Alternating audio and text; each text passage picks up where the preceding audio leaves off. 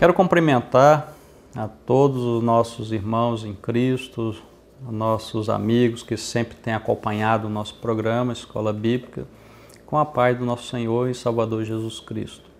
Estamos aqui começando mais uma aula, aula essa já de número 8, estaremos estudando agora no próximo domingo, dia 24 de agosto.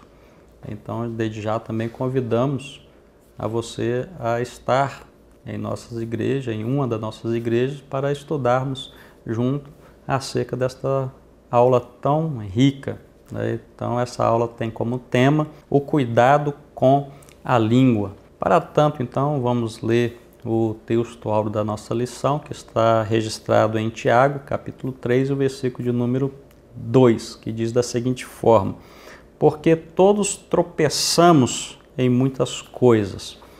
Se alguém não tropeça em palavra, o tal varão é perfeito e poderoso também para refrear todo o corpo. Esse é o nosso texto áureo e nós queremos já dar início à nossa lição.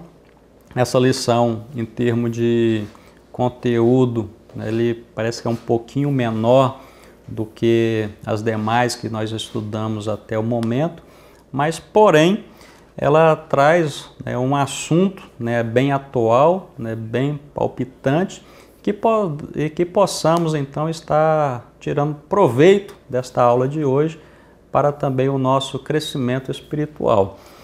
Então reflitamos, o homem ele é a única criação de Deus, ele é a única criação de Deus, isso entre as criaturas terrestres, que fora então abençoado pelo Senhor com a capacidade então de se comunicar, seja então por meio da comunicação oral, seja por meio da comunicação escrita ou por meio também da comunicação por sinais. Mas uma coisa é certa, nós nos relacionamos e entendemos perfeitamente uns aos outros. E isso graças ao dom da linguagem. Então, por meio dessa bênção que Deus tem deixado para nós, então nós nos relacionamos com o nosso próximo. Agora, dentro desse contexto, vale também ressaltar que há excessos quanto ao seu uso, o uso da língua. Para tanto, podemos então estar citando alguns exemplos, mas queremos ficar somente com o exemplo então da construção da Torre de Babel. Os homens então estavam utilizando a linguagem no intuito de desobedecerem ao Senhor. Então, nessa situação, nesta ação, precisou então Deus intervir, precisou de uma intervenção divina, e onde o Senhor então confundiu a língua dos homens. Isso tinha um objetivo. O objetivo era para forçar os povos diferentes a se reunirem, e separar então esses povos para que eles pudessem então povoar a terra como o Senhor tinha ordenado anteriormente. Então nós podemos ver que a linguagem é uma bênção, para nós nos comunicarmos, para nós entender uns aos outros, mas também há os excessos e devemos tomar cuidado. Já estudamos praticamente o capítulo 1, o capítulo 2 da Epístola de Tiago, e até aqui então Tiago ele explicou duas características do cristão maduro.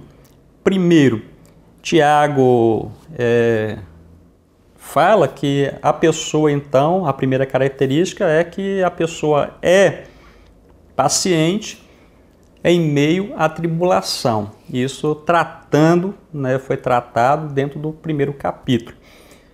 E a segunda característica é a prática da verdade, dentro do capítulo 2. Tiago, então, agora no capítulo 3, ele passa a tratar acerca da terceira característica do cristão maduro, que é o controle da língua. É o que nós estaremos estudando na aula de hoje. O primeiro capítulo da aula trata sobre a seriedade dos mestres. E o primeiro subtópico, ele coloca aqui que o rigor dos mestres, né? Então, ela é dividido em 3 subtópicos, tendo como primeiro o rigor dos mestres. Então, muitos naquela ocasião, na época de Tiago, eles desejavam ser mestres.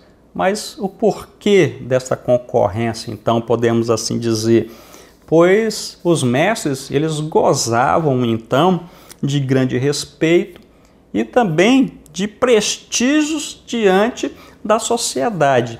E sem falar ainda da influência que os mestres exerciam na vida das pessoas, ou exercia sobre as pessoas. Então, podemos concluir daí, né, entender por que o ofício de rabino era uma das posições mais almejadas pelos judeus. Já que nós estamos falando, né, o rigor dos mestres, podemos então falar um pouquinho sobre a formação de um rabino, como se dava esse processo. Então, esse processo era um processo muito longo, né, árduo, para chegar à posição de um rabino. E essa pessoa, né, candidato ali então, que todos concorriam a priori, né, era passado por 3 estágios. Sendo que o primeiro estágio, a criança ele estava para aprender do rabino, ele deslocava até uma sinagoga durante a semana, aprendia, e essa instrução ela ia dos 6 até os 10 anos e era chamada então casa de leitura. E dentro desse estágio, a criança então estudava toda a Torá. E aos 10 anos, ele era sabatinado então, dentro ali do seu estudo, dentro da Torá. E nós observamos, né, que eles já haviam então memorizado todo o conteúdo da Torá. Isso apenas com 10 anos, o estágio de 6 a 10 anos. Isso porque a instrução bíblica, quando nós olhamos para Deuteronômio, era que a responsabilidade do pai, e já desde criança pequena, era estar ensinando ao levantar, ao deitar, andando pelo caminho. Então o pai já estava incutindo nele os mandamentos do Senhor. Bom, concluído então o primeiro estágio, aquela criança, né, era sabatinada e somente os melhores alunos passavam então para o segundo estágio. Os demais voltavam para suas casas para aprenderem a profissão de seus pais. Então a vida ali, o anseio por ser rabino estava então terminado. No segundo estágio, era chamada então casa de estudo. Primeiro casa de leitura, né, e agora casa de estudo. Esse estágio compreendia, né, dos 10 até os 14 anos.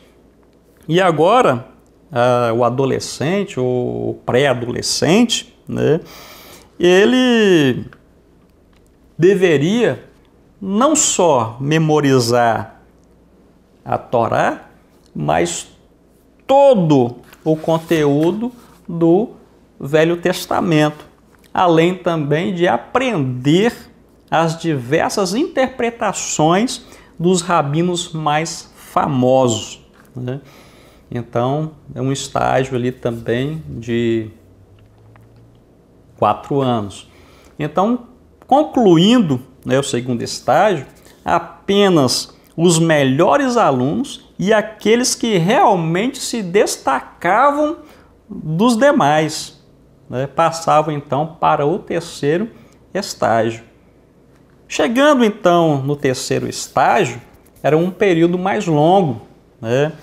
Esse estágio ele compreendia dos 14 até os 30 anos de idade, né? Então ele passava agora para a casa de ensino. Então esse adolescente ele iria apresentar, né, para um rabino e falava assim: olha, estou aqui para ser seu discípulo, né, seu aprendiz, né? E aquele rabino, por sua vez, então, iria sabatiná-lo, né, em todo aquele conteúdo que ele havia aprendido, né, dos 10 aos 14 anos.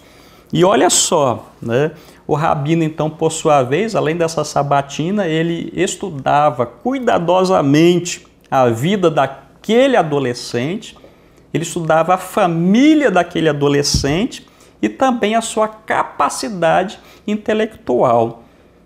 Se o rabino, depois de todo esse processo, ele chegasse e falasse: olha, você não serve, né? Então aquela adolescente voltava para a casa do seu pai para dar início então ao aprendizado, né, da profissão de seu pai, né? Caso o rabino o aceitasse, né, para ensinar-lhe, ele muitas das vezes aqueles discípulos mudavam-se para a casa dos rabinos, né, para aprenderem ali de perto, né, com o seu mestre. Então nós observamos que quando o discípulo, né, então ele completava os 30 anos de idade, ele estava apto para ser rabino e também para terem os seus próprios discípulos. Então nós podemos ver aqui o rigor dos mestres. Aí uma pincelada também na história para compreendermos, né, como se dava a formação de um rabino, que não é do dia para a noite. Agora o segundo subtópico ele vai falar sobre a seriedade com os mestres da igreja ou na igreja. Então Tiago ele orienta que as pessoas não poderiam ou não deviam se apressar para serem mestres na igreja. Ou seja, tinha que ser um processo no passo a passo, né? Um processo natural, não poderia ser algo forçado, né?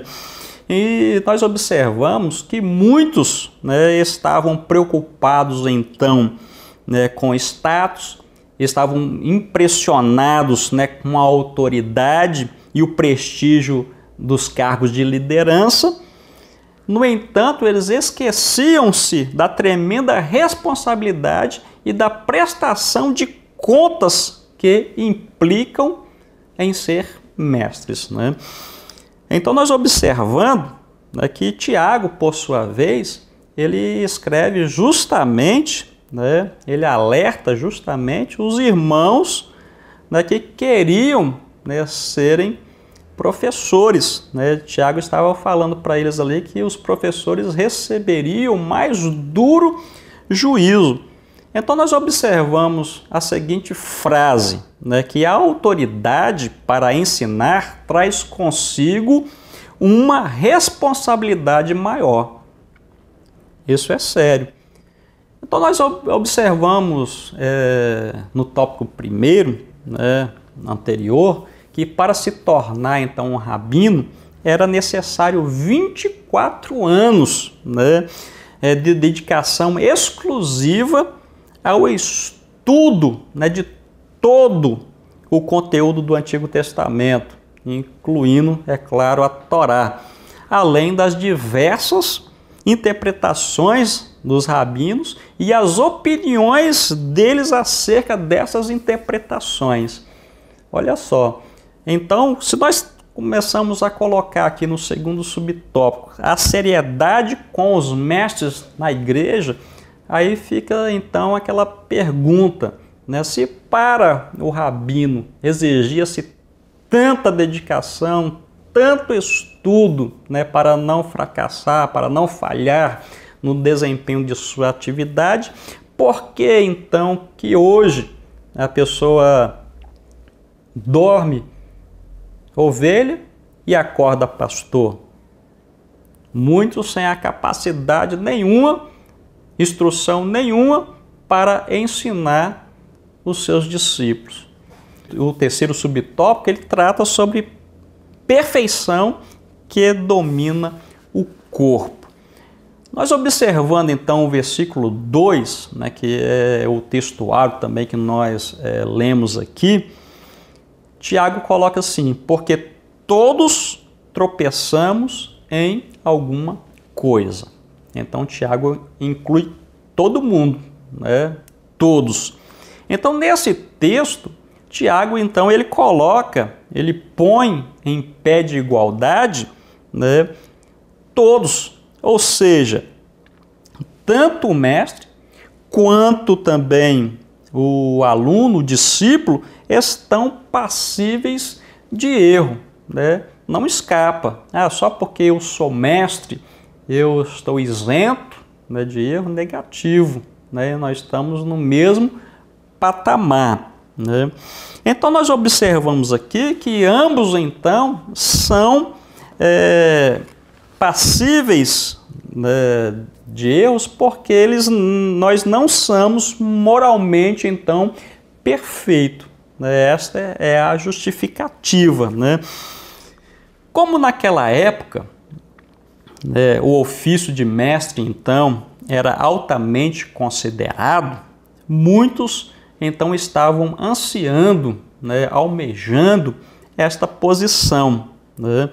E Tiago, então, ele dirige, né, esta palavra para essas pessoas, né, dirige a sua exortação, né, porque os nossos maiores erros, né, ou nossos mais frequentes erros acontecem justamente quando estamos falando, né?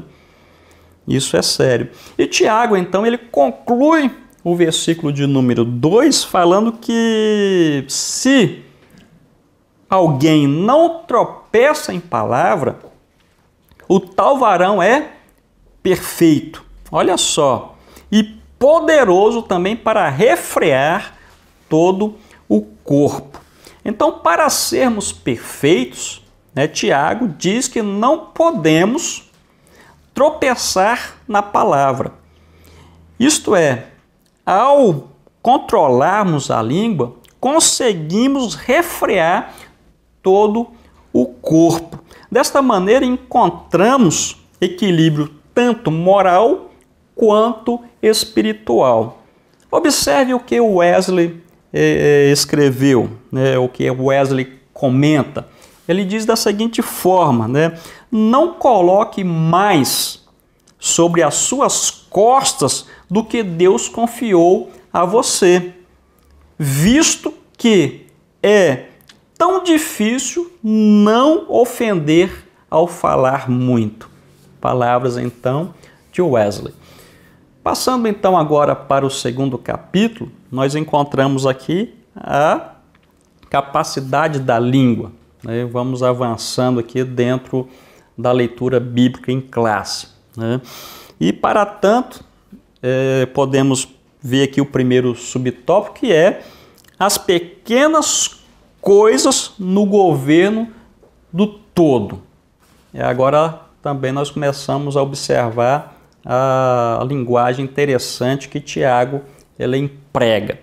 Se alguém, então, finalizando ainda o final do versículo 2, a parte B desse versículo 2 do capítulo 3, então conclui dizendo: se alguém não tropeça em palavra, o tal varão é perfeito e poderoso para também refrear todo o corpo. Então nós observamos aqui que a palavra que nos chama a atenção dentro desse versículo, final desse versículo, é refrear, né?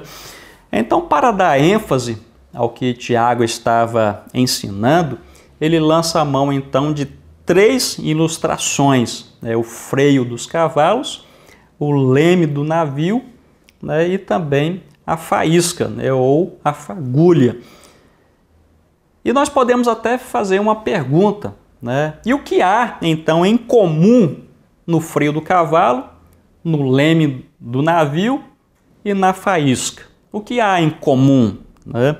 Apesar então de serem pequenos, né, são responsáveis por grandes coisas.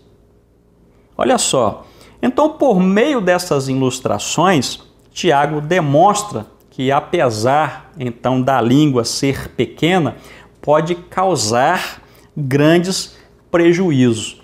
Nós observamos que os cavalos, apesar de serem grandes, né, eles são facilmente domados, né, pelo cavaleiro por meio então do freio. O princípio, né, de funcionamento do leme consiste em desviar o fluxo da água, né, de modo que através de uma dupla ação e reação é possível levar então o navio para a posição pretendida. E a faísca ou a fagulha dá início a uma grande catástrofe. Então esses 3 pequenos exemplos, né, demonstram que são responsáveis por grandes eventos. Pequenos, mas responsáveis por grandes eventos. Então, da mesma maneira, da mesma forma, se a língua não for domada, passaremos a ser domados por ela. O segundo subtópico, né, desse segundo capítulo, ele trata sobre a língua também é um fogo. Então você já ouviu alguém dizer, assim, olha, não deveria ter falado isso. Eu falei demais, né? Então, quantas vezes nós, né, falamos sem pensar, sem medir então o peso destas palavras, né? Isso é ignorar o que vai acontecer. Palavras então mal empregadas são como espadas afiadas e causam feridas terríveis na alma, né? Então a língua é uma força poderosa, né? Ela tanto pode ser usada para o bem, como também pode ser usada para o mal. E Provérbios, né, o escritor em Provérbios, ele diz que a morte e a vida estão no poder da língua. E o que, né, bem a utiliza, come o seu fruto. Então, seja bem ou seja mal, está comendo o seu fruto. Então, essas duas possibilidades são claramente constatadas, né, em Tiago, no capítulo 3, do versículo 1 ao 12, que é a leitura bíblica em classe, né? Então, o descontrole da língua pode causar terríveis e irreparáveis danos, como separação de pessoas, né? Pode também causar separação de amigos, né? Colocando-se uns contra os outros. Então, nós podemos observar que esses males são irreparáveis.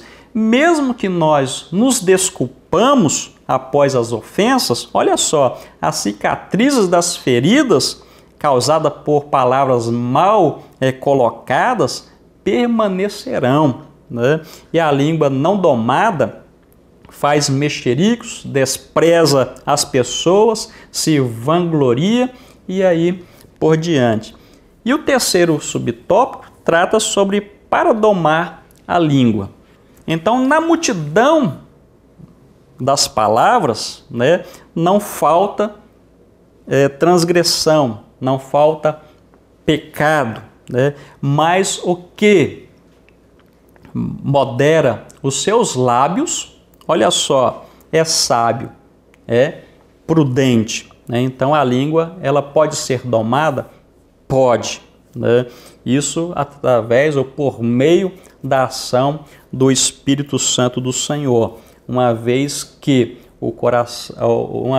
a boca fala do que o coração está cheio, né? Então Jesus disse, né? Pois do que há em abundância no coração, disso fala a boca. O capítulo 3 da lição, ele vem tratando que não podemos agir de dupla maneira. Primeiro, ele coloca bênção e maldição. Então, é inconcebível que uma mesma boca proceda bênção e maldição. É inconcebível isso, né? Entretanto, é justamente acerca da utilização da língua, né, de modo ambíguo, que Tiago exorta então a igreja do Senhor. Como é estranho, né? A língua que enaltece a Deus em um momento e a seguir então amaldiçoa os homens. Como é estranho, né? Para tanto, Tiago então ele recorre a um relato da criação, né, lá de Gênesis, que Deus criou então o homem, né, a sua imagem e semelhança. Então, ao contrário do resto da criação. Então, o homem tem um relacionamento especial com Deus. Portanto, se maldizemos, né, o homem, estamos indiretamente, então, maldizendo a Deus. Além disso, se maldizemos o homem, agimos, né, de forma contrária ao mandamento claro de Jesus. Bendizei aos que vos maldizem, né? E Tiago, no subtópico 2, ele trata sobre exemplos da natureza. Ele coloca que não pode, então, uma fonte jorrar água salgada e água doce. Também, da mesma forma, a figueira e a videira. Não pode também dar o fruto errado, né? Então, desta maneira, conclui dizendo, né, que a figueira não pode produzir azeitona e também nem a videira produzir uvas, né? E por último aqui, uma única fonte, né? Tiago então conclui respondendo, né, reforçando, né, a mesma pergunta, né? E ele coloca que é necessário então limpar o interior para que também o exterior seja limpo. Terminamos aqui então a nossa aula de hoje. O tempo nosso expirou, mas creio que será de grande valia para a orientação na preparação da sua aula, do seu aprendizado. Esperamos você no próximo programa Escola Bíblica, diretamente aqui da TV ADNP. Grande abraço, fique com Deus.